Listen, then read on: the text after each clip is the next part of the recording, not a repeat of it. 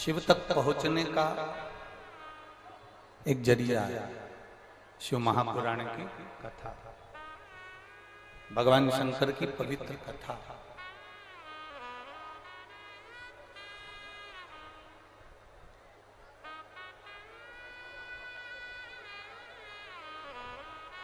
शिव मंदिर तक आप अगर पहुंच रहे हो, भगवान शंकर के चरणारविंद तक यदि आप जा रहे हो, रिटर्न बाहर की आवाज अंदर आ रही है, अंदर की आवाज खुल नहीं पा रही है।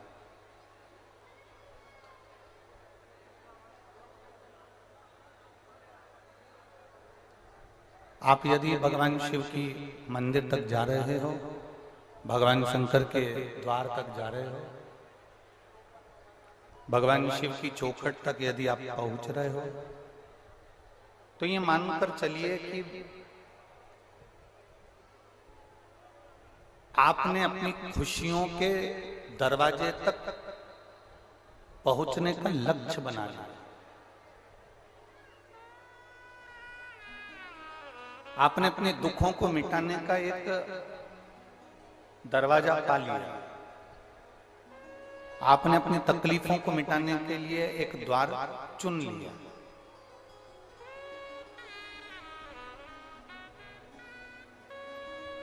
शिव महापुराण की कथा कहती है, जो शिव का हो गया, जो एक बार भगवान देवादिदेव महादेव के मंदिर तक पहुंचकर भगवान शंकर को एक लोटा जल समर्पित करना जो प्रारंभ कर देता है, जो शिव के शिवालय तक पहुंचना जान गया, जो शंकर के मंदिर तक पहुंचना जान गया, जो शंकर की चौखट तक पहुंचना जान गया, तो ये निश्चित मानकर चलना कि तेरी दुख की घड़ी में महादेव भी तेरे दरवाजे तक पहुंचना जान जाएगा। ये निश्चित। बोल बम का नारा है, सारी समस्या का हल। आप उस तक पहुंचे हो, वो आप तक पहुंचे।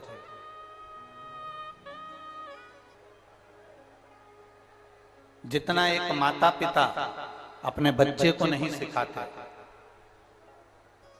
जितना एक विद्वान से विद्वान व्यक्ति भी किसी व्यक्ति को नहीं सिखाता, संसार में दो चीजें ऐसी हैं जो मनुष्य को अच्छे से अच्छे व्यक्ति को भी जीना सिखा देती है।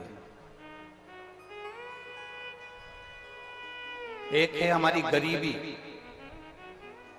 और दूसरे नंबर पर है हमारे करीबी।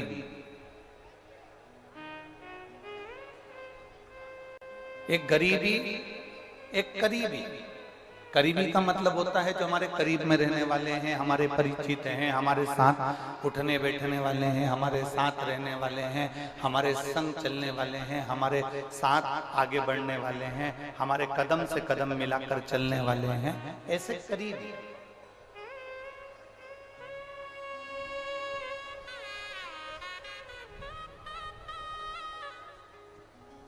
एक गुरु भी अपने चेले को जितना ज्ञान नहीं दे पाता, एक माता पिता जितने अपने बच्चे को उपदेश नहीं दे पाते, एक टीचर भी अपने स्टूडेंट को जितना ज्ञान नहीं दे पाता, उतना ज्ञान हमारे जीवन में दो चीजें सिखा जाती है, एक हमारी गरीबी और एक हमारे करीबी।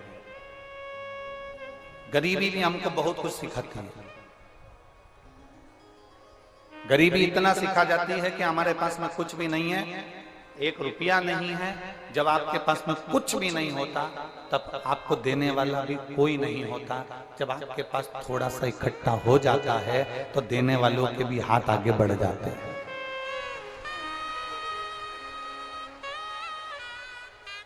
एक गरीबी और एक करीबी। गरीबी भी हमको बहुत सिखा देती है। जब आपकी परिस्थिति ठीक नहीं है ना, आपके साथ में कोई नहीं। जब आपकी परिस्थिति ठीक हो गई ना, तो आपके साथ में भी ढेर सारे खड़े हो जाएंगे। थोड़ा सा धन बढ़ा कि आपके पहचान वाले बढ़ जाएंगे। थोड़ी सी संपदा बढ़ी कि आपके रिश्तेदार, नातेदार, कुटुंब, कबीले सब बढ़ जाएंगे।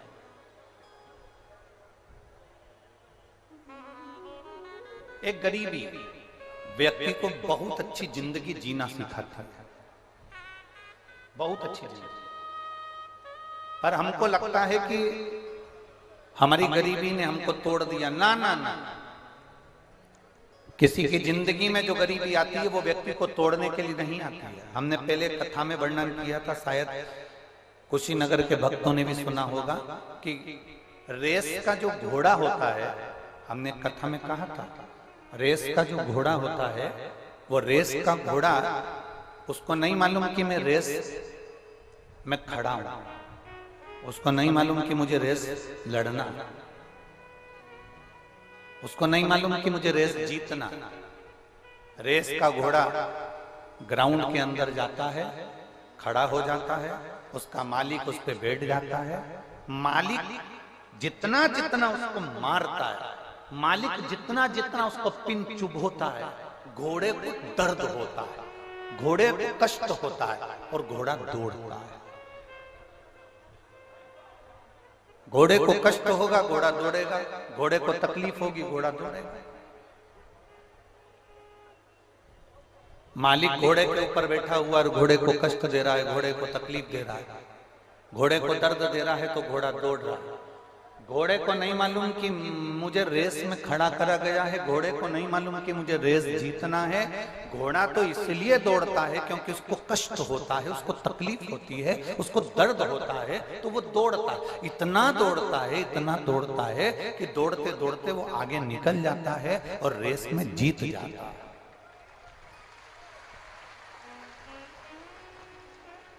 जब गरीबी आए ना, जब थोड़ी सी भी समस्या आए आपकी जिंदगी में, थोड़ा सा भी दुख आए आपकी जिंदगी में, थोड़ी सी भी तकलीफ आए आपकी जिंदगी में, तो ये अनुभव करना, ये अपने भीतर उतारना कि ये गरीबी परमात्मा ने आपको हारने के लिए नहीं दी है, दुख भगवान ने आपको हारने के लिए नहीं दिया है, तकलीफ भगवान ने आपको हारने के लिए नहीं दी है। दुख, तकलीफ, गरीबी परमात्मा हमेशा जिसको जिताना होता है, संसार में आगे निकलना होता है, उसी को दे। बड़े से बड़े लोगों को टीवी पर देखिए, डिबेट में देखिए, बड़े से बड़े व्यक्ति को आप टीवी पर निकाल कर देखेंगे, किसी का जीवन परिचय देखेंगे, उसने जिंदगी में बहुत दुख भोगा, दुख भोगा तो आज सुख भोगा। बचपन में उसने बहुत तकलीफ भोगी तो आज सुख भोगा।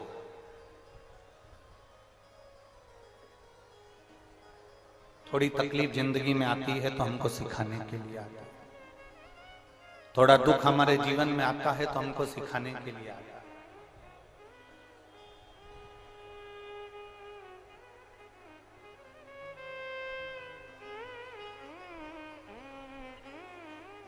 हमसे कई लोग कहते हैं, मेरी कुशीनगर की बहनों, मेरे जीजाओं, मेरी जीजियों, बेटियों, बेटाओं, मेरी माताओं, मेरे भाई, हमसे कई लोग कहते हैं गुरुजी फेसबुक पे कोई तुमको ऐसा बोल रहा था, तो यूट्यूब पर कोई आपको ऐसा बोल रहा था, तो कोई ने ऐसा बोल दिया। हम उनको कहते हैं कि देखो, जिसने अपनी दुख की घड़ी में सुना नहीं होता ना, उसको ये सुनकर बुरा लगता। ओम प्रकाश जी, जो दुख की घड़ी में बहुत कुछ सुन लेता है ना, उसको ये सब बातों से कोई फर्क नहीं पड़ता।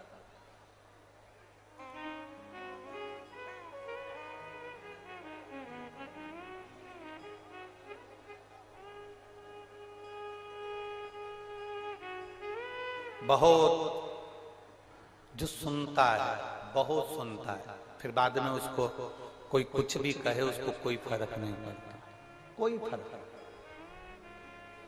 दरवाजे में हमारी उंगली आ जाती है, दरवाजे में कभी कभी आपकी भी उंगली फंस गई होगी, आ गई होगी।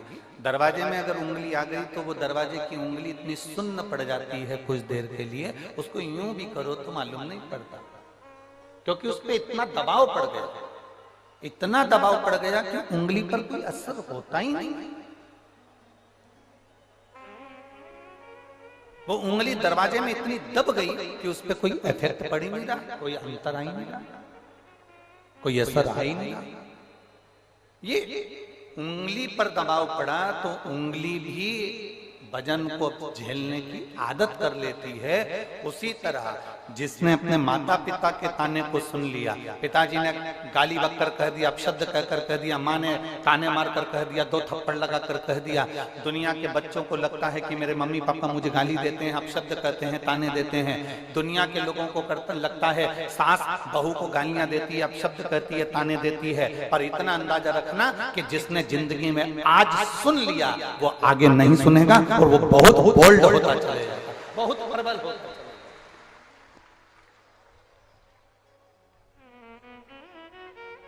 एक गरीबी और करीबी, करीबी मतलब पास में रहने वाले, गरीबी और करीबी ये 2 ऐसे टीचर हैं, ये 2 ऐसे गुरु हैं जो जिंदगी में हर व्यक्ति को उज्जवल बना देते हैं, एक व्यक्ति को आगे बढ़ना सिखा देते हैं। गरीबी में तुमको रहने का तरीका आ जाएगा, गरीबी में तुमको खाने का तरीका आ जाएगा, गरीबी में तुमको पैसे बचाने का तरीका आ जाएगा, गरीबी में तुम्हें पहनने का तरीका आ जाएगा, गरीबी में तुम्हें रहने का तरीका आ जाएगा, गरीबी में तुमको ताने सुनने का तरीका आ जाएगा, गरीबी में अपशब्द सहन करने का तरीका आ जाएगा, गरीबी में तुम्हें ये मालूम पड़ जाएगा कि कौन अपना कौन पराया। और दूसरे नंबर पर होते हैं करीबी, ये भी किसी टीचर से कम नहीं होते, हमारे अपने, ये किसी शिक्षक से कम नहीं होते, ये उसमें के होते हैं कि वक्त पड़ने पर तुम्हें कब धोखा देकर आगे निकल जाएं और तुम्हें लात मारकर पीछे आगे निकल जाएं, ये पता नहीं पड़ता। तो गरीबी और करीबी ये हमेशा टीचर का काम करते हैं, गरीबी और करीबी ये हमेशा गुरु का काम करते हैं, गरीबी और करीबी ये हमेशा शिक्षक का काम करते हैं, ये हमको सीख देने का प्रयास है।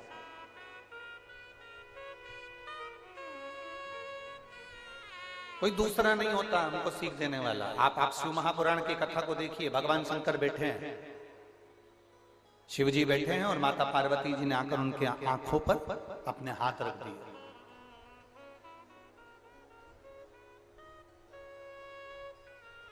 भगवान शंकर जी के नेत्रों पर जैसी पार्वती जी ने हाथ रखा, हाथ रखते से शिव जी के नयन से अश्रु नीचे गिर गए। अश्रु से एक बेटा हो गया जिसका नाम था अंधकासुर, जिसका नाम है अंधकासुर।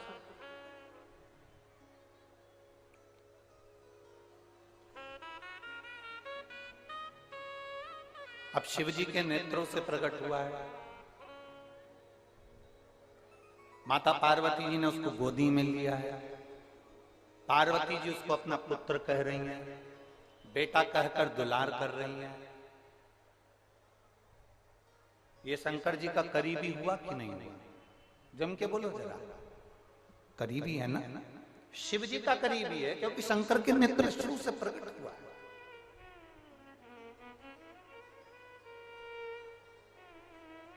भगवान शंकर के नेत्र शुरू से प्रगटा है।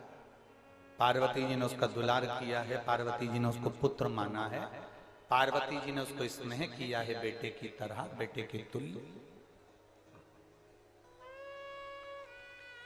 करीबी है।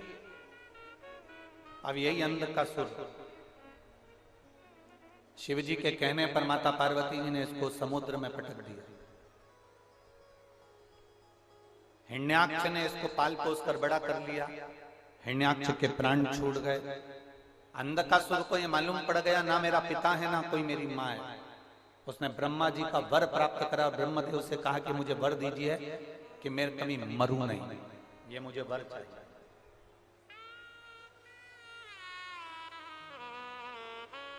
मेरे कभी प्राण ना छूटे, ये मुझे वर दीजिए। और संसार सागर में जिसने जन्म लिया है उसको जाना है। मेरे राम जी भी अगर इस पृथ्वी पर आए हैं तो वो भी गए हैं, मेरे भगवान कृष्ण भी इस पृथ्वी पर आए हैं तो वो भी गए हैं, मेरे भगवान गौतम बुद्ध भी इस पृथ्वी पर आए हैं तो वो भी गए हैं। संसार सागर में जिसने जन्म लिया वो गया, पर कुछ कर्म अच्छा कर कर जा, कुछ नेक कर्म कर कर जा। रामकृष्ण परमहंस है, मीराबाई है, कर्माबाई है, स्वामी विवेकानंद जी हैं, नरसिंह मेहता, प्रहलाद, ध्रुव, कुछ अच्छा कर्म कर कर जा। और मत बुरे कर्म कर बंदे वरना पछताएगा, भगवान की आंखों से तू बच नहीं पाएगा। तू बच नहीं पाएगा। अरे ओ अज्ञानी मत कर नादानी, अरे ओ अज्ञानी मत कर नादानी। तेरे कर्म का फल भी तू ही पाएगा, जैसा किया तूने तेरे आगे आएगा। मत बुरे कर्म कर बंदे वरना पछताएगा। भगवान की आंखों से तू बच नहीं पाएगा, तू बच नहीं पाएगा। अरे ओ अज्ञानी मत कर नादानी, अरे ओ अज्ञानी मत कर नादानी। क्यों हम अच्छे कर्म को छोड़कर हम बुरा कर्म क्यों कर?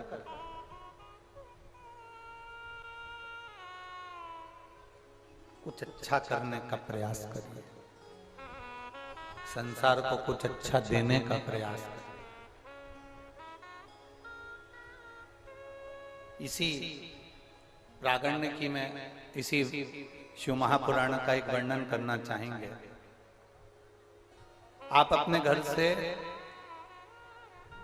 किसी के लिए पानी भरकर लाए, और मुझे उम्मीद है आप में से कई लोगों ने ऐसा कर कर देखा होगा और उसको उसका, और ये जो हम कथा बोल रहे हैं, जो हम बोल रहे हैं, ये आपके अनुभव की बात है। आप अनुभव कर कर देखिएगा, आपके साथ हुआ होगा। आप घर से पानी की बोतल लेकर आए किसी से, आप किसी के लिए बिस्कुट लाए, आप किसी के लिए कुरकुरा लाए, वेफर्स लाए, टॉफी लाए, या आप किसी के लिए कुछ खाने का सामान। आपने किसी को वो खाने का सामान दिया, पानी दिया, बिस्कुट दिया या टॉफी दी, कुछ भी जो आप लेकर आए थे वो आपने दिया। अब एक हाथ से आपने दिया, आप कथा सुन रहे हो, कथा श्रवण कर रहे हो, ये हमारा विश्वास कहता है। दूर मत जाओ कि भगवान, अपन कहते हैं ना, जैसे अपन कथा में कहते हैं कि ये हाथ दो वो हाथ लो, आप कथा में कर कर भी देखना, आप एक हाथ से बिस्कुट दे भी देते हो, एक हाथ से टॉफी दे भी देते हो, इतनी देर में 3 घंटे की 4 घंटे की इस कथा में तुम्हारी गोदी में फिर कहीं ना कहीं से एक हाथ बिस्कुट का पैकेट या टॉफी या पानी की बोतल या पाउच आ ही। ये हमने दिया और ऐसा ही हमने वापिस प्राप्त किया।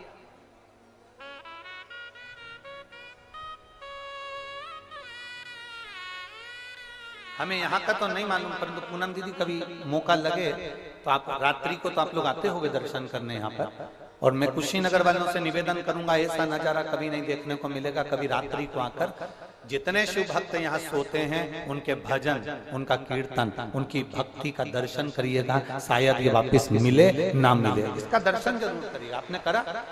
यहाँ रात्रि के समय पर जो आनंद बरसता है, रात्रि के समय पर श्री शिवाय नमस्तुभ्यं, भगवान शंकर की भक्ति, भजन, माताएं बड़े अलमस्त होकर, बड़े अपनी मस्ती में, किसी से मतलब नहीं। शादी में तो नाचोगे तो दूसरे को दिखाने के लिए नाचोगे। यहाँ कौन है? यहाँ तो सियोर वाला महाराज भी दिन में कथा कर कर चले जाता है। रात्रि को कौन है? केवल एक देवाधिदेव महादेव और उसका गण यहाँ पर रहता है।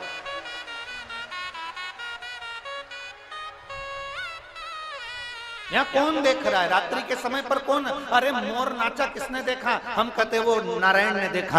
आप कथा के पंडाल में बैठकर भगवान का भजन करते हो, रात्रि को कीर्तन करते हो, मंत्र जाप करते हो, नाम स्मरण करते हो। ये मत सोचना मुझे कौन देख रहा है, देखेगा वो, अपने को नहीं देखे। शादी में जाते हो, जम के तो बोलो, लिफाफा देकर आते हो, नाम लिखते हो। जब तुम शादी में गए, सबने देख लिया तुमको कि भानु प्रताप आया है, तो फिर लिफाफे में नाम लिखने की जरूरत क्या?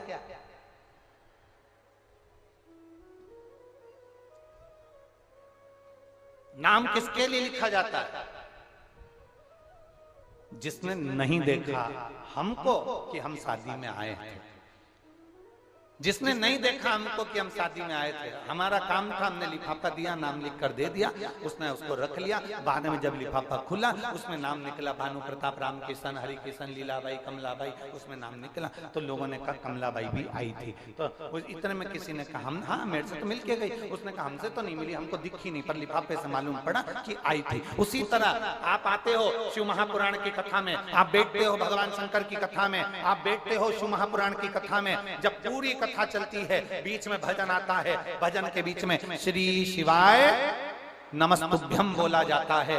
तुम और हम दोनों मिलकर जब श्री शिवाय नमस्तुभ्यम बोलते हैं तो ये समझ लेना कि हमने उस महादेव को एक लिफाफा भेज दिया, जिस लिफाफे में नाम लिखकर भेजा है कि ये परमात्मा हम तुम्हारे नाम का स्मरण कर, उच्चारण कर।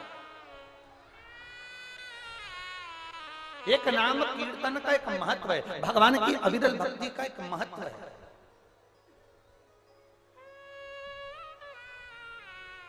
संत, साधु, गुरुजन, महात्मा, जोगी, सन्यासी, तपस्वी, साधक, उपासक, ये सब का जन्म मृत्यु लोक पर होता है। भजन करते हैं, कीर्तन करते हैं, साधना करते हैं और भगवत स्मरण कर कर अपने अपने धाम को फिर चले जाते हैं। साधना करिए और चले। आज हमारी भारत की भूमि के बहुत विद्वान, प्रबल संत, आचार्य भगवान चलते फिरते तीर्थ, चलते फिरते मंदिर, चलते फिरते ग्रंथ श्री आचार्य भगवान श्री श्री विद्यासागर जी महाराज, जिन्होंने अपने संपूर्ण जीवन में तप, ज्ञान, दुनिया के लोगों को सतमार्ग बताना, भगवत मार्ग बताना और एक अपने जीवन में एक प्रेरणा प्रदान करना। आज हमारे बीच में आचार्य भगवान श्री श्री विद्यासागर जी महाराज, जो जिन्होंने अपनी ज्योति को परमात्मा में विलीन किया है, इस व्यासपीठ से, शिव महापुराण के माध्यम से और संपूर्ण शिव भक्तों की ओर से इस व्यासपीठ से पूज्य गुरुदेव के शरीर छोड़कर ये ज्योति परमात्मा में आज इनकी विलीन हुई है। आज इनकी समाधि इन्होंने ली है। ऐसे पूज्य संत श्री श्री विद्यासागर जी महाराज जी को इस पवित्र शिव महापुराण की भव्य आयोजन से सत सत नमन, श्रद्धांजलि और उनके पावन चरणों को नमन नमन नमन। ऐसे पूज्य गुरुदेव के पावन चरणों को नमन करते हैं। आप और हम परम पूज्य श्री श्री विद्यासागर जी महाराज के लिए 5 बार श्री शिवाय नमस्तुभ्यम का स्मरण करते हैं। श्री शिवाय नमस्तुभ्यं, श्री शिवाय नमस्तुभ्यं, श्री शिवाय नमस्तुभ्यं, श्री शिवाय नमस्तुभ्यं, श्री शिवाय नमस्तुभ्यं। आज भारत की भूमि पर एक संत का जाना ये पूरे भारत की भूमि पर बहुत बड़ी क्षति है। जैन मुनि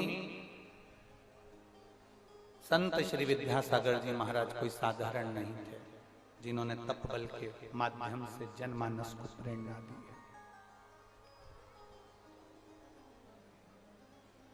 संत आते हैं मृत्यु लोक पृथ्वी, प्रेरणा देते हैं, ज्ञान प्रदान करते हैं, धैर्यता देते हैं, श्रद्धा बढ़ाते हैं, विश्वास बढ़ाते हैं, दृढ़ बनाते हैं, भगवत स्मरण की ओर आपको प्रबल बनाते हैं, प्रबल, और फिर अपना कार्य पूर्ण कर कर चले जाते हैं।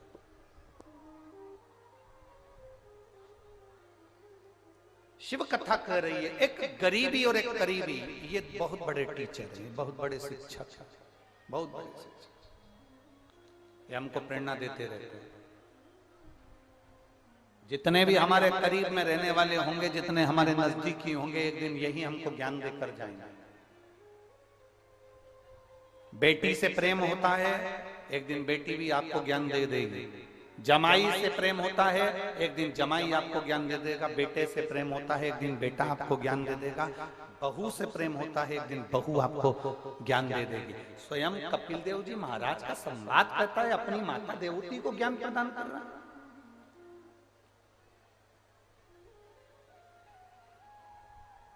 एक बेटा क्या अपने माँ बाप को ज्ञान दे सकता है? यहाँ कपिल मुनि का संवाद कर रहा है, अपनी माता पिता को ज्ञान दिया, अपनी माता देवती को ज्ञान दिया। माँ किस प्रपंच में पड़ी है, किस संशय में पड़ी है माँ? ये शरीर वापिस नहीं मिलने वाला, ये मानव की देह वापिस नहीं मिलने वाली, बहुत मुश्किल से मिली है, बहुत मुश्किल से। 83,99,999 योनियां काटने के बाद ये 84,00,000वें नंबर की यह मानव की देह मिली है। इस मानव की देह को व्यर्थ मत जाने देना। अगर एक लोटा जल तुम शिव जी को समर्पित कर रहे हो तो तुम्हारी जिंदगी कभी बेकार नहीं हो सकती, क्योंकि शंकर को चढ़ाए गए जल का स्पर्श इस शरीर को हो जाता है तो ये शरीर भी पवित्र बन जाता है। पवित्र पारसमणि। आज कोई सुबह पूछ रहा था, गुरुजी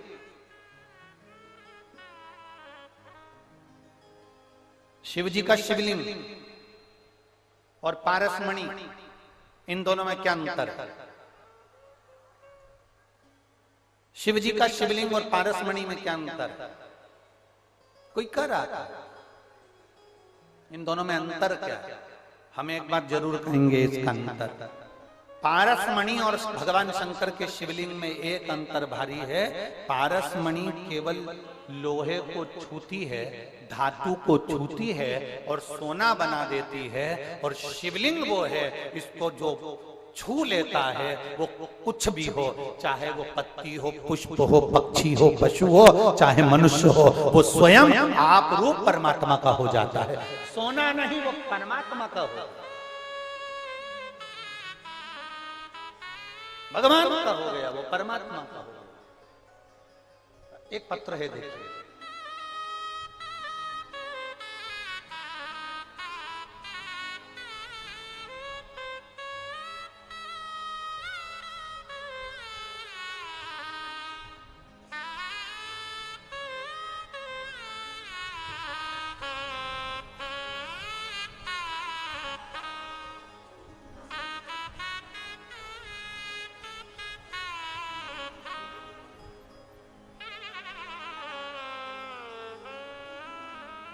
कविता शुक्ला, गोरखपुर बिहिया PSC कैंप के रहने वाले हैं। कहीं बैठी हो तो हाथ हिला सकते हैं। कविता शुक्ला, गोरखपुर बिहिया PSC कैंप की रहने वाली हैं। कहीं बैठी हैं, हाथ हिला। बच्चा आया है साथ में? हाँ, लिया इसके लिए। गुरुजी शिव जी पे चढ़ाए गए एक लोटा जल और पशुपति नाथ के व्रत का मैं वर्णन करना चाहता हूं। शादी के कई सालों तक हमने इंतजार करा कि संतान होगी। हमने टेस्ट बेबी भी करवाया, पर संतान का सुख नहीं हुआ। 1 साल, 2 साल, 4 साल, 5 साल, 10 साल, 15 साल इंतजार करा, पर संतान का सुख नहीं। 15 वर्ष निकल गए पर औलाद नहीं हुई गुरुदेव। और 15 साल निकलने के बाद तो लोग भी आशा छोड़ देते हैं कि बच्चा होगा कि नहीं होगा।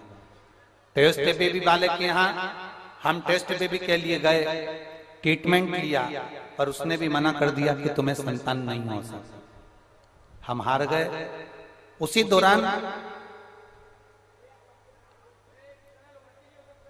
मेरी पड़ोसन ने मुझसे कहा कि आप एक काम करा करो, आस्था चैनल पर शिव महापुराण की कथा आती है, वो सियोर वाला महाराज बाजता, आसन लगाकर टीवी के सामने भले तुम सोफे पर बैठो, पलंग पर बैठो, जमीन पर बैठो, तुम्हारी मर्जी पड़े जहां बैठो, पर बैठ के सुनना। आसन लगाकर बैठ जाना, कथा सुनना और बाबा से विनती करना। कथा के अंदर जब श्री शिवाय नमस्तुभ्यम बोला जाए उस समय पर विनती करना बाबा से, बाबा जरूर दे। हमने बाबा से प्रार्थना करी, सीहोर रुद्राक्ष उत्सव का स्मरण किया।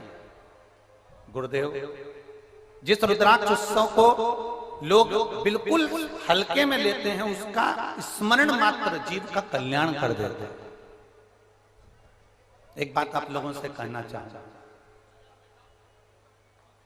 आप लोगों को लगता होगा कि गुरुजी रुद्राक्ष उत्सव रखते हैं और शिवरात्रि के समय पर रखते हैं, उसका एक कारण होता है।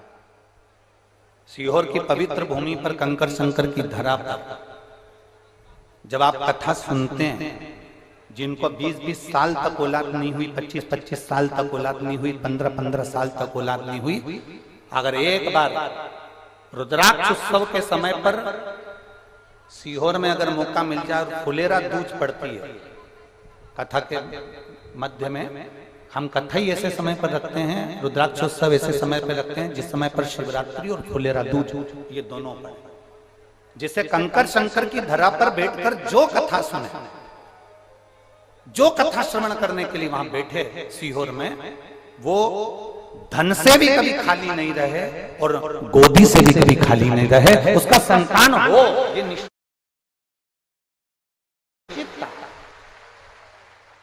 और उसका कारण यही होता है कि जो सीहोर कुबेरेश्वर धाम पर जो कथा सुनने के लिए रुद्राक्ष उत्सव में पहुंचते हैं, वो आने वाले समय में एक की जगह 4 पहुंचते हैं। उसका कारण ही यही होता है।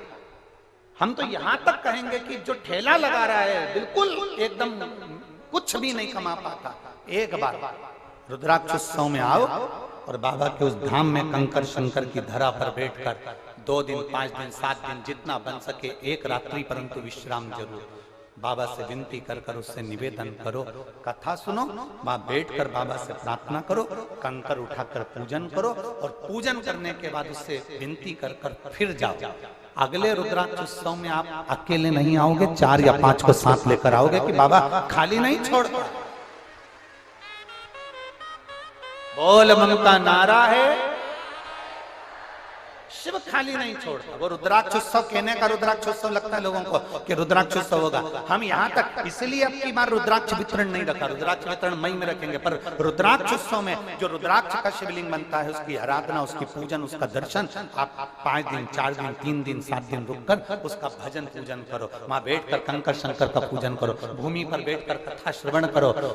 12 ज्योतिर्लिंग के मध्य में ये कुबेरेश्वर धाम की भूमि है जहां बैठकर हम भगवान की भक्ति करते हैं। इस बहन ने लिखा 15 साल तक आस छोड़ दी थी कि संतान नहीं होगी, पर हमने आसन लगाकर रुद्राक्ष उत्सव का स्मरण कर कथा का रसपान किया, बाबा से विनती करी और बाबा ने ऐसी कृपा करी गुरुदेव, जो डॉक्टरों ने भी मना कर दिया था। 15 साल के बाद मुझे संतान की प्राप्ति हुई। मैं बाबा को यहाँ प्रणाम करने के लिए 15 वर्ष के बाद जो औलाद दे दे वो साधारण नहीं है।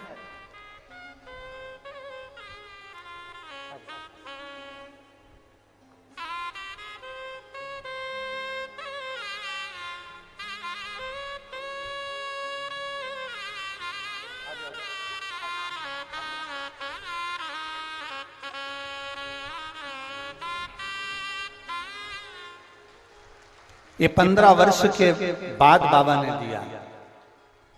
प्रणाम करो, प्रणाम बाबा।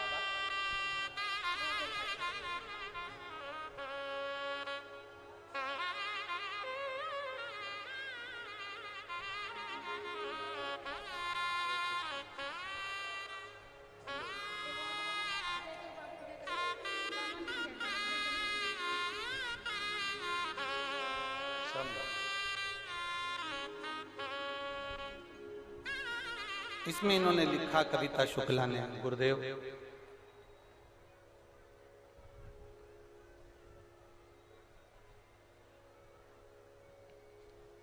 हम नहीं जानते थे कि बाबा इतनी जल्दी सुनता है। इन्होंने पत्र में लिखा हम नहीं जानते थे कि शिव इतनी जल्दी सुन लेता है। और जितने आस्था चैनल पर कथा सुन रहे हैं, जितने आस्था चैनल पर कथा सुन रहे हैं,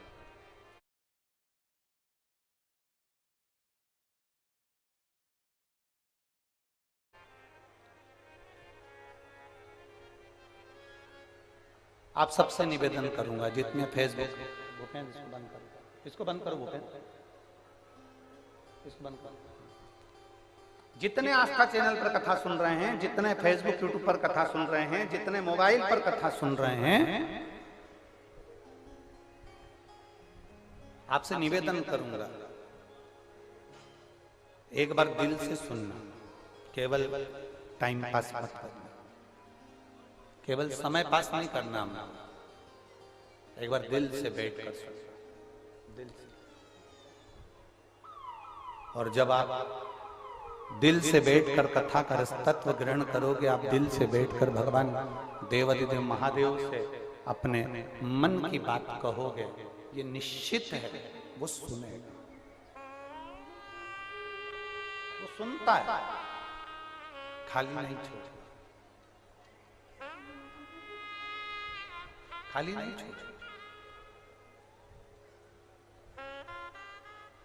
और फिर कहूंगा, खाली ना जाता कोई दर से तुम्हारे, खाली न जाता कोई दर से तुम्हारे, मैं भी खड़ा हूँ नंदी बांधे फंसा, अपने हृदय से लगा लो, गिरा जा रहा हूँ, उठा लो, भोले अपने दर से अब तो न टालो, गिरी जा रही हूँ,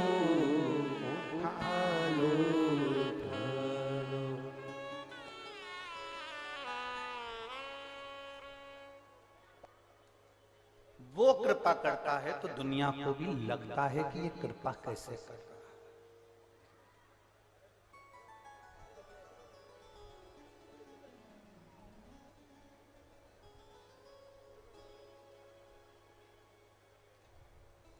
आप रोज शिव जी को जल चढ़ाने जाओ, रोज जल चढ़ाओ,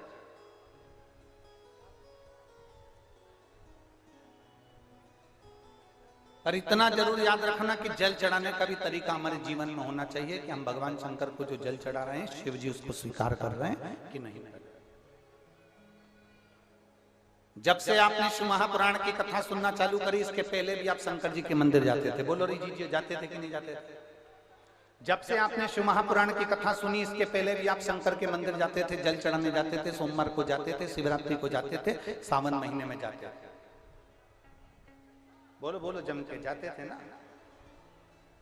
अब पहले का जल चढ़ाना और अभी का जल चढ़ाने में अंतर क्या आ गया? क्योंकि पहले तुम जो जल चढ़ाते थे, शंकर भगवान को जानते नहीं थे कि जल किस तरह से चढ़ना है, कहाँ चढ़ना है, अशोक सुंदरी कहाँ है, माता पार्वती कहाँ है, गणेश जी का स्थान कहाँ है, बेलपत्री का महत्व क्या है, शमी पत्र का महत्व क्या है, शंकर के गुणगान का महत्व क्या है, श्री शिवाय नमस्तुभ्यम का महत्व क्या है, ये हमको मालूम नहीं था,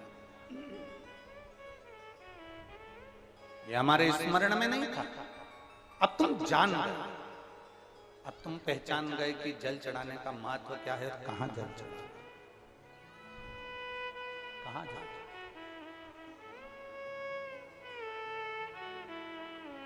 अब तुम्हें स्मरण में आ गया।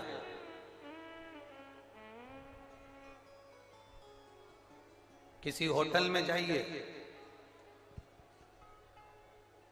वहां पर वाईफाई लगा रहता है, बोलो बोलो जम के, अच्छे से तो बोलो, लगा रहता है कि नहीं लगा रहता है? लगा रहता है। रेलवे स्टेशन पर जाइए, वहां भी वाईफाई लगा रहता है। बोलो जम के सही है। एयरपोर्ट पर जाइए, वहां पर भी वाईफाई लगा रहता है। किसी मंदिर में जाओ, वहां पर भी वाईफाई लगा रहता है। किसी तीर्थ में जाओ, वहां पर भी वाईफाई लगा रहता है। क्या आपका मोबाइल चल जाएगा? वहां वाईफाई लगा, कब चलेगा? जम के बोलो जरा, कब चलेगा? जब उसका पासवर्ड तुमको मालूम होगा, तुम अपने मोबाइल में उसको फिट करोगे और पासवर्ड मालूम होने के बाद वो वाईफाई से तुम्हारा मोबाइल कनेक्ट होगा। और जब वाईफाई कनेक्ट होगा तो ये पक्का है, ये निश्चित है कि फिर तुम्हारा मोबाइल कनेक्ट होने के बाद चलेगा। वाईफाई लगा है, वाईफाई लगा है।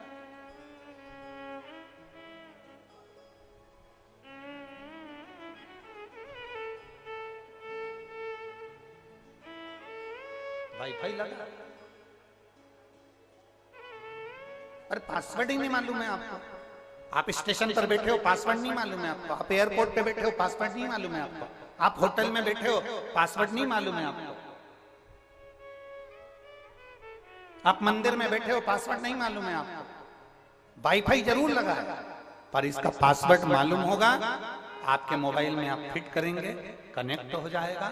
जब कनेक्ट हो जाएगा तो आपका मोबाइल चलना प्रारंभ हो जाएगा। उसी तरह कई लोग ऐसे हैं जो शिव महापुराण की कथा में आते जरूर हैं। कई लोग ऐसे हैं जो शंकर के मंदिर में एक लोटा जल चढ़ाने जाते जरूर हैं। कई लोग ऐसे हैं जो शंकर भगवान के मंदिर में पूजन करने जाते जरूर हैं। कई लोग ऐसे हैं जो पशुपतिनाथ का व्रत भी करते हैं। पर सही ईमानदारी की बात तो यह है कि सब दूर वाईफाई लगा हुआ है, पर तुम्हें उसका पासवर्ड मालूम होना चाहिए और तुम्हारा मोबाइल कनेक्ट होना चाहिए। तुम पशुपति व्रत करो, मना नहीं है, पर ये दिल को कनेक्ट तो करो।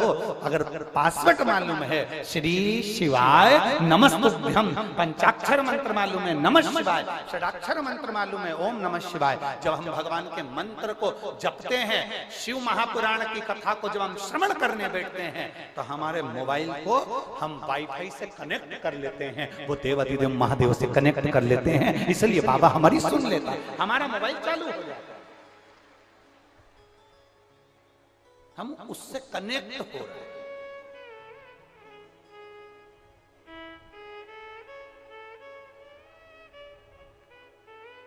अगर हम कनेक्ट नहीं होते तो बाबा सुनता भी नहीं।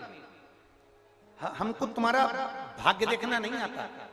बहुत बहुत ध्यान दीजिएगा। आप सियोर वाले महाराज को यह मत समझना कि ये कहीं का ज्योतिष आचार्य होगा, कहीं बहुत बड़ा विद्वान महाराज होगा। ना ना ना ना, हमको तुम्हारा भाग्य देखना नहीं आता, हमको तुम्हारा कल देखना नहीं आता। हम नहीं देख पाते कि किसका भाग्य में क्या लिखा है। हमें तुम्हारा भाग्य देखना नहीं आता, हमें तुम्हारा कल देखना नहीं आता, हमें तुम्हारा भाग्य लिखना नहीं आता, हमें तुम्हारा कल लिखना नहीं आता। हम तो तुम जो पत्र लिखकर भेजते हो हम वो पढ़ते, हम इन पत्रों को भी नहीं लिखते, हम तुम्हें पहचानते भी नहीं है। क्योंकि ये सियोर से ये कुशीनगर 1200 किलोमीटर दूर है। हमारा कभी आना भी नहीं हुआ, हमारा कभी आना नहीं हुआ। हम आपको जानते भी नहीं, हम आपका पत्र भी नहीं लिख सकते, हम आपका कोई हम भाग्य नहीं लिख सकते। ये भाग्य आप अपना पत्र कब लिखते हो? जब भोलेनाथ आपका भाग्य लिख देता है, तब आप पत्र लिखते हो।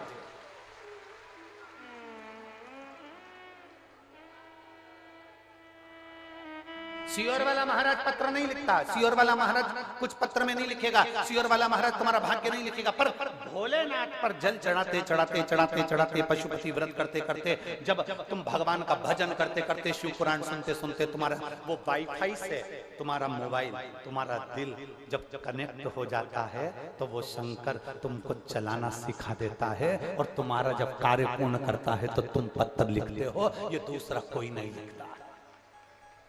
हमें नहीं लिखता आपका पत्र। एक बात यहाँ शिव पुराण में वर्णन आती है,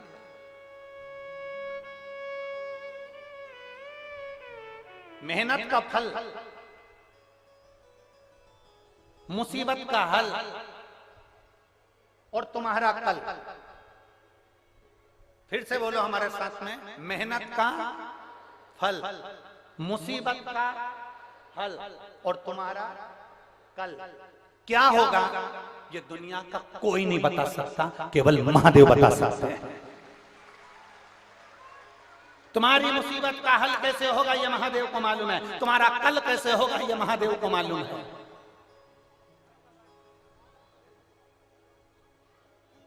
ये उसको मालूम है, मेहनत का फल क्या होगा ये उसको मालूम है। हमको नहीं मालूम कि तुम्हारी मेहनत का फल क्या है, पर इतना जरूर कह सकते हैं, जिसने लगन से शिव पुराण की कथा सुनी है, ये धूप में तप रहे हैं, पंडालों में जगह नहीं है, बाहर लोग वहां तक बैठे हुए रोडों पर, दुकानों में जहां छांव मिल गई वहां पर लोग बैठे होंगे।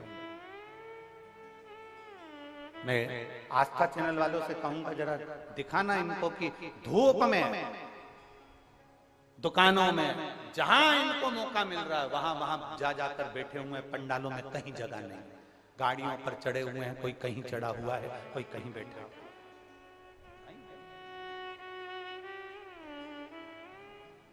इतना जरूर कहूंगा कि तुम जो मेहनत कर कर यहाँ तक पहुंचे हो, पैदल चलकर तुम यहाँ तक पहुंचे हो, तुम्हारी मेहनत का फल,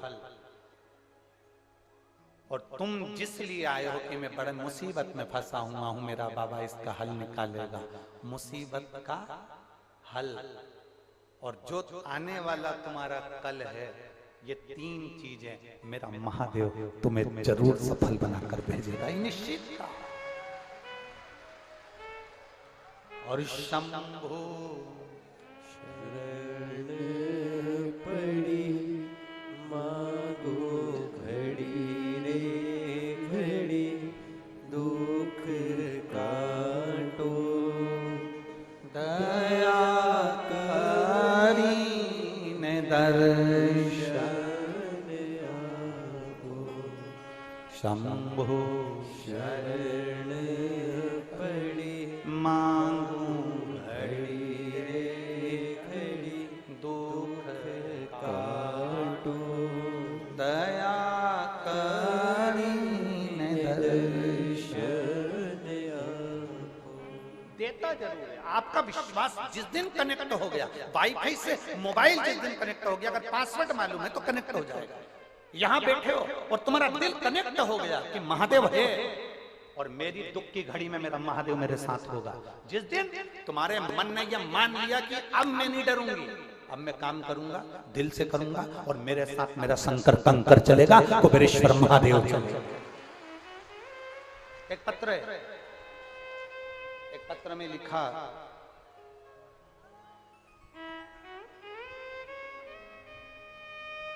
मेरा नाम किरण जायसवाल है, मेरे पिता का नाम रविंद्र जायसवाल है, जिला गोरखपुर, ग्राम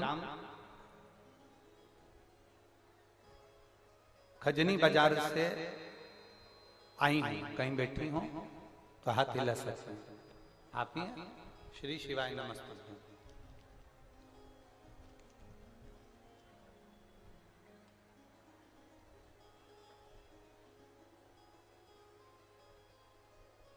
पत्र में अच्छी बात लिखी है, गोरखपुर में भी कथा बाबा होना चाहिए, लिखा है।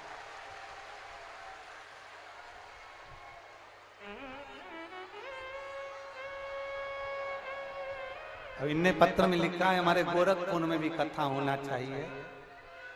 वहां मेरे शंकर के गोरखपुर में मेरे शंकर के दो रूप रहते हैं, एक गोरखनाथ, एक योगीनाथ।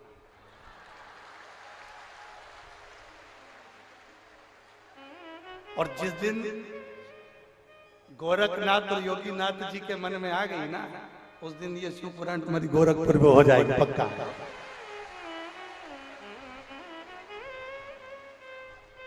ये गोरखपुर में हो जाएगा। गुरुजी, मेरा नाम किरण जायसवाल है, मेरे पिता का नाम रविंद्र जायसवाल है। रविंद्र जी आए हैं क्या? हाथ हिलाओ। आ जाइए रविंद्र जी, आप आओ। और किरण जायसवाल भी उनके साथ में आ जाइए। बस दो जनी आ जाओ, किरण जायसवाल जी और रविंद्र। मेरा नाम किरण जायसवाल है, मेरे पिता का नाम रविंद्र जायसवाल है, जिला गोरखपुर ग्राम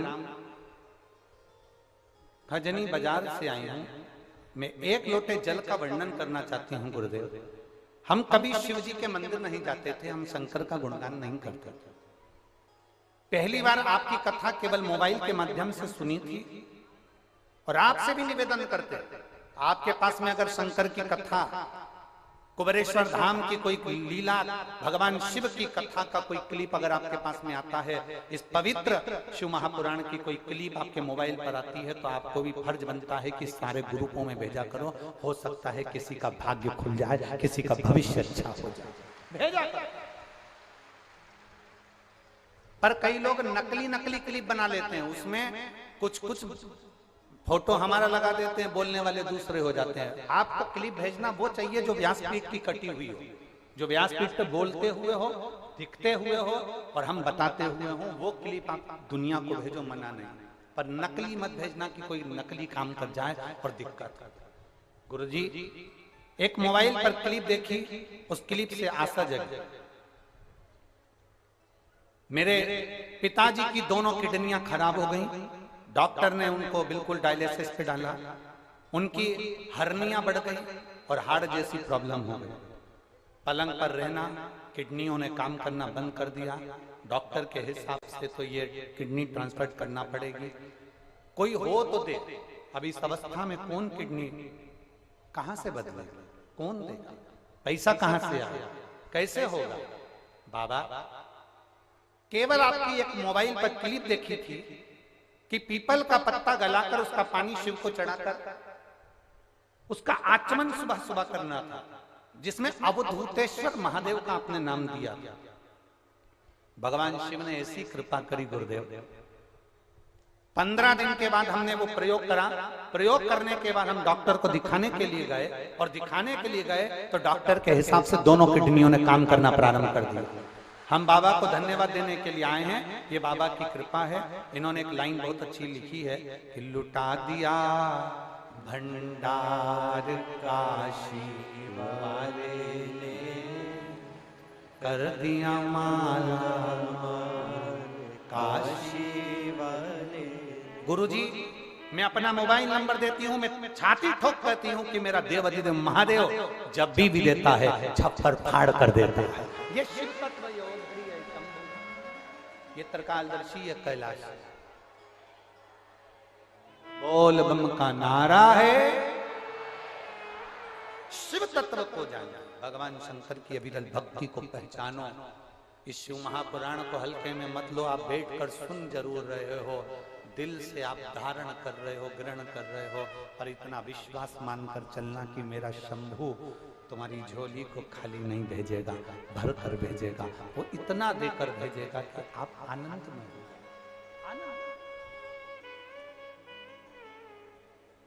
पूनम दीदी, शिव महापुराण का एक नियम है, हम आपको बताना चाहेंगे। बड़ा भारी नियम है शिव पुराण का, एक नियम सबसे भारी, और जितने लोग सुन रहे हैं वो भी अच्छे से सुन रहे। शिव महापुराण का एक नियम बड़ा भारी है। एक बार जो शिव पुराण की कथा करवा लेता है, बाबा उसकी झोली इतनी भर देता है कि वो 2 साल में वापस कथा लेने के लिए आ जाता है। ये शिव पुराण का बड़ा भारी है, इतना बाबा दे देता है। अजय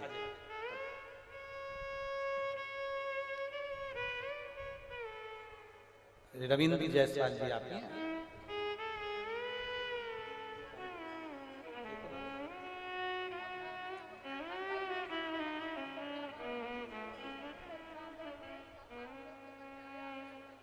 ठीक है ना बता? एक बार रविंद्र जी ऐसे हाथ हिला दो, बाबा ने बड़े कृपा।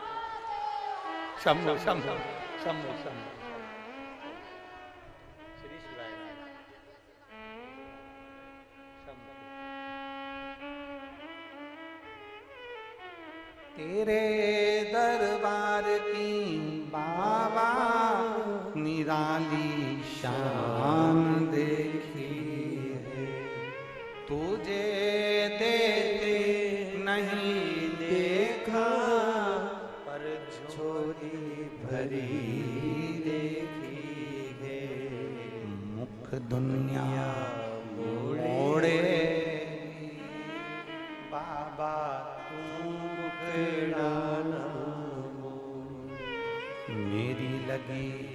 हरि तीनू बाबा तुए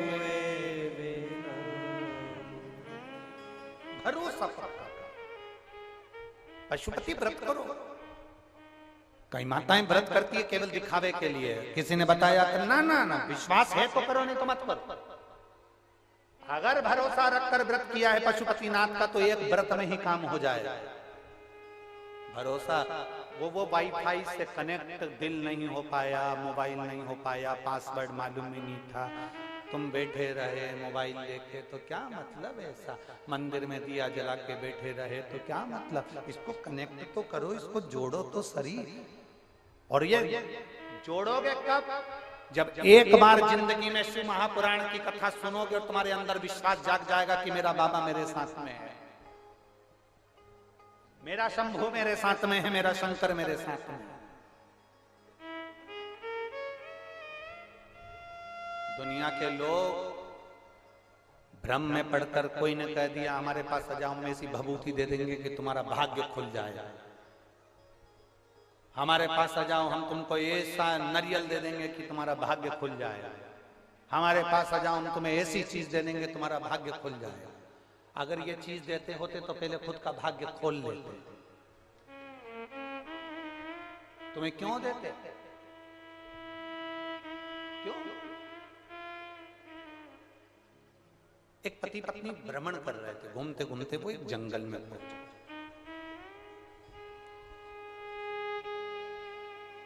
पति पत्नी दोनों जंगल में गए।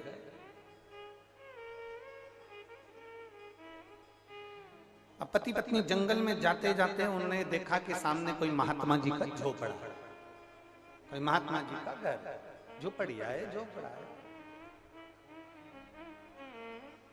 महात्मा जी का झोपड़ा देखा तो उन्होंने कहा चलो अंदर चल के महात्मा जी को प्रणाम कर ले। दोनों पति पत्नी बड़े प्रेम से जा रहे हैं और पति पत्नी दोनों प्रेमवश जा रहे हैं। महात्मा जी के जैसे झोपड़े में जाने लगे तो झोपड़े के बाहर क्या देखा कि सामने बहुत सारा कबाड़ा पड़ा था, बहुत सारा सामान पड़ा था। उस सामान में सोने का दिया पड़ा, सोने का दीपक।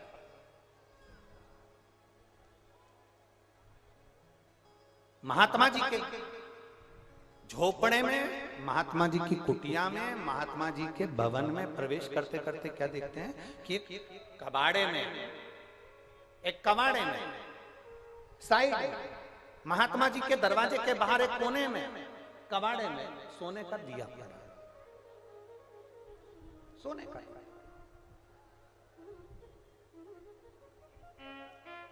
और सोने का दीपक पड़ा है तो उन्होंने सोने के दिए को देखा और महात्मा जी के पास पहुंच गए। महात्मा जी बैठे भगवान की भक्ति में अलमस्त शिव नाम जप रहे थे।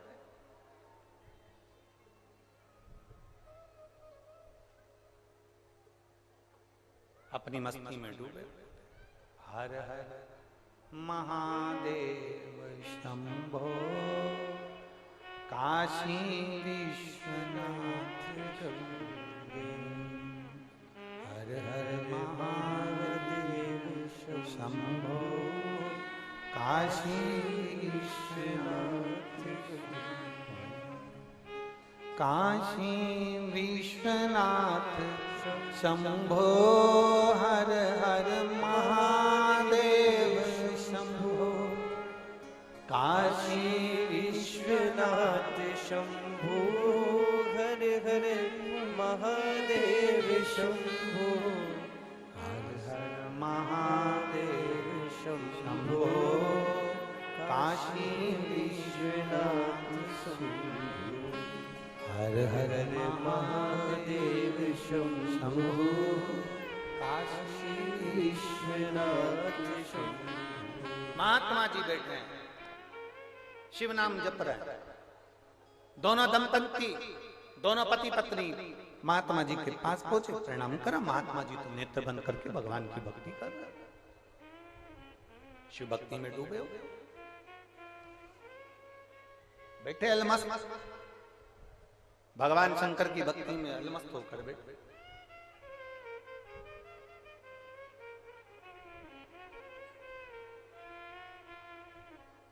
इन्होंने देखा कि महात्मा जी नेत्र नहीं खोले तो इन्होंने आवाज लगाई। जब कोई नहीं देखता ना तो आवाज लगाई जाती है। संत को संत के नाम से नहीं पुकारा जाता, महात्मा को महात्मा के नाम से नहीं पुकारा जाता, जोगी सन्यासी तपस्वी को उसके नाम से नहीं पुकारा जाता, आवाज लगा दी जाती है, हर हर महादेव। जैसे ही हर हर महादेव कहा, महादेव कहते से महात्मा जी के नेत्र खुल गए। महात्मा जी के नेत्र। पूछा महात्मा जी, कहां से आए हो? कहा पास के गांव में रहते हैं, भ्रमण के लिए निकले थे। आपका झोपड़ा देखा, आपकी कुटिया देखी तो मन कर गया आपसे मिलकर जाएं, प्रणाम कर जाए। ठीक है, दर्शन हो गए। हाँ, अब काहे बैठे हो? जाओ। संत साधु गुरुजन असली संत होगा ना, असली महात्मा होगा ना, असली साधक होगा ना, असली उपासक होगा ना। असली अगर संत है, असली अगर गुरु है, तो वो तुमको 10 मिनट भी अपने पास नहीं बैठने देगा, नहीं बैठे। असली गुरु आपके अपने पास में ज्यादा पकड़ कर बिठाता नहीं है। असली गुरु खींच खींच कर नहीं लाता। असली गुरु किसी को पकड़ कर अपने पास नहीं रखता। असली गुरु वो होता है जो अपने शिष्य को 2 क्षण मिलता है, कृपा दृष्टि करता है और कहता है जा तू भी इसी दृष्टि में डूब जा, भगवान के पास जा।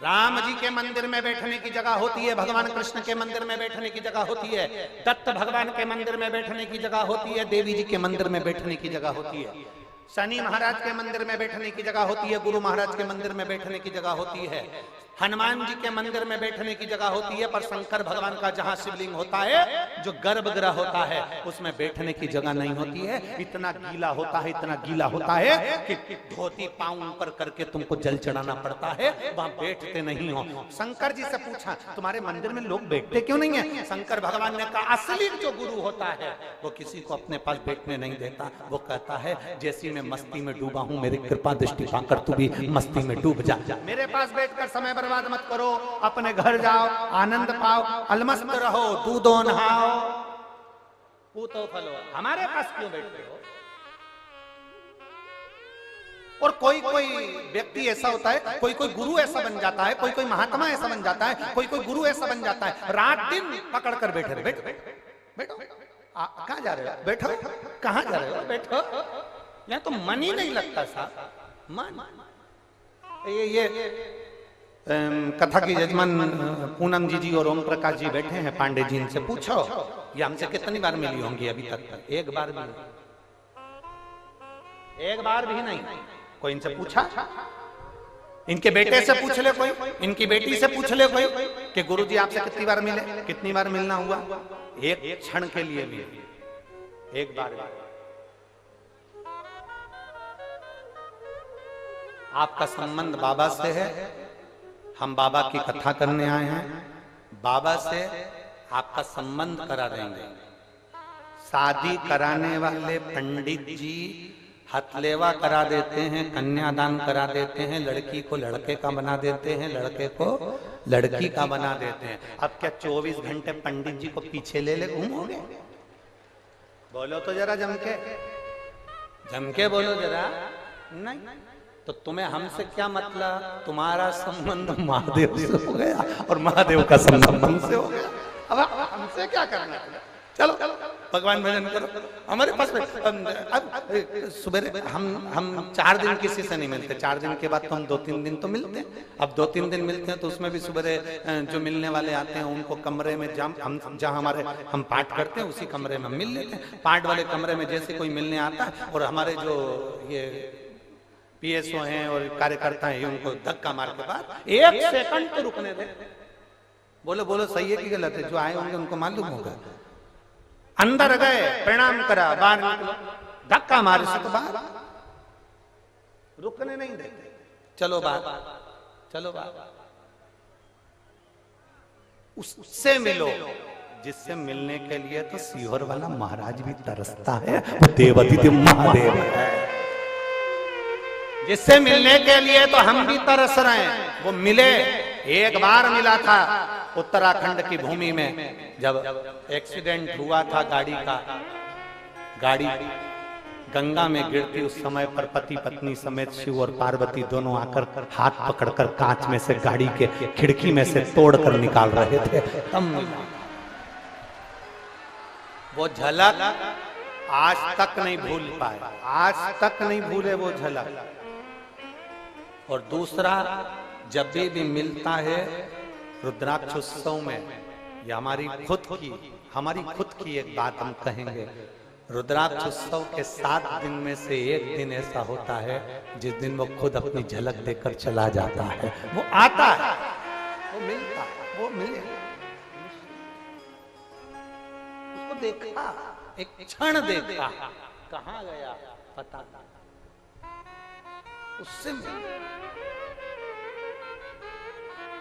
असली गुरु तुमको बिठाएगा नहीं, असली संत तुमको बिठाएगा नहीं। असली संत कहेगा ले साहब प्रसाद लो, जा प्रणाम करो, जा नमन करो, जा बैठो 2 मिनट, गुरु की दृष्टि आप पर पड़ गई, गुरु से मिल लिए, जुल लिए, जा।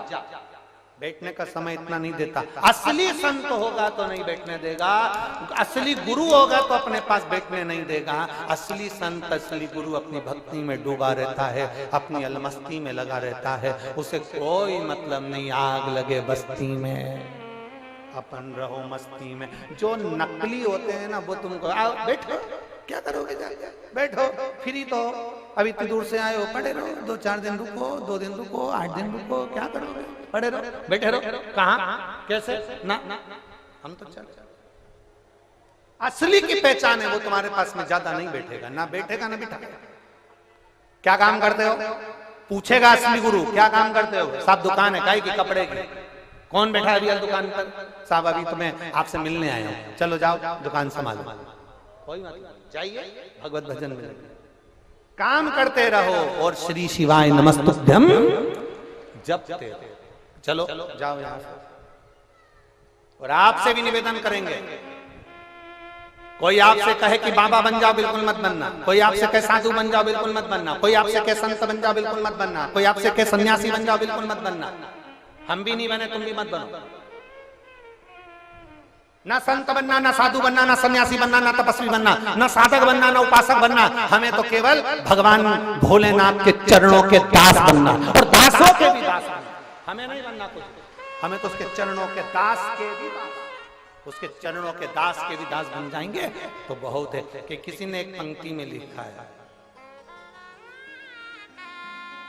भोलेनाथ जी के लिए किसी ने लिखा, अरे इस नगरी के कंकर पत्थर हम बन जाए, इस नगरी के कंकर पत्थर हम बन जाए। मेरे कुबेर भंडारी की भूमि के लिए लोग लिखते हैं, कुबेरेश्वर धाम के लिए लोग लिखते हैं कि उस कुबेरेश्वर धाम के इस नगरी के कंकर पत्थर हम बन जाए, भक्त हमारे ऊपर कांवड़ लेकर जाए, भक्त हमारे ऊपर कांवड़ लेके जाए। भक्त जनन के चरण पड़े तो हो उद्धार हमारा, भक्त जनन के चरण पड़े तो हो उद्धार हमारा, बाबा भोलानाथ है हमारा।